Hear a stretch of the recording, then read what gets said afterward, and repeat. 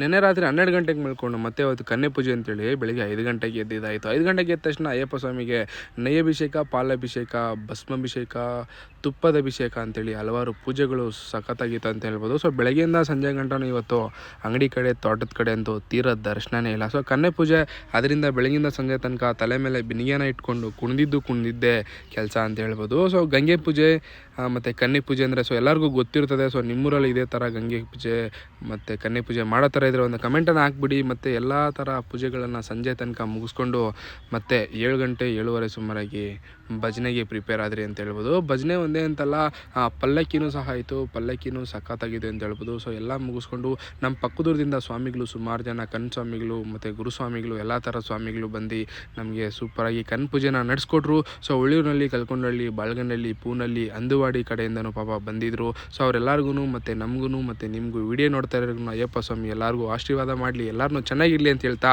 ಮತ್ತು ಅಯ್ಯಪ್ಪ ಸ್ವಾಮಿಗೆ ಹಲವಾರು ಪೂಜೆಗಳು ಎಲ್ಲ ಮುಗೀತು ಅಂತಲೇ ಹೇಳ್ಬೋದು. ಮತ್ತು ಎಲ್ಲ ಮುಗಿದಾದ್ಮೇಲೆ ಹೊಟ್ಟೆ ತುಂಬ ಸೇವಾರ್ಥ ಪ್ರಸಾದನ ಸಹ ಹಾಕಿದ್ರು. ಎಲ್ಲ ತಿನ್ಕೊಂಡು ಮತ್ತು ರಾತ್ರಿ 12 ಗಂಟೆ ಆಯಿತು. ಅಷ್ಟೊತ್ತಲ್ಲಿ ಪಲ್ಲಕ್ಕಿಂದ ಅಯ್ಯಪ್ಪ ಸ್ವಾಮಿನ ಇಳಿಸಿ ಮತ್ತು ಅಯ್ಯಪ್ಪ ಸ್ವಾಮಿ ದೇವಸ್ಥಾನ ಒಳಗಡೆ ಎತ್ಕೊಂಡೋಗಿ ಇಟ್ಬಿಟ್ಟು ರಾತ್ರಿ 1:30 2 ಗಂಟೆ ಸುಮಾರಲ್ಲಿ ಹೋಗಿ ಮನೆ ಸೇರ್ಕೊಂಡ್ವಿ ಅಂತಲೇ ಹೇಳ್ಬೋದು. ಸೊ ಇನ್ನೂ 6 ದಿನ ಬಾಕಿ ಇದೆ. ಇನ್ನು 6 ದಿನ ಏನೇನು ನಡೆಯುತ್ತೋ ಮತ್ತು ವೀಡಿಯೋನಲ್ಲಿ ಕೊಡ್ತಾ ಇರ್ತೀವಿ. ಸೊ ಅದಕ್ಕೂ ಮುಂಚೆ ನಮ್ಮ ಐಡಿನ ಫಾಲೋ ಮಾಡ್ಕೊಳ್ಳಿ. ಇವತ್ತಿನ ಕತೆ ಇಷ್ಟು, ಮತ್ತು ನಾಳೆ ನೋಡೋಣ. ಟಾಟಾ, ಬೈ ಬಾಯ್.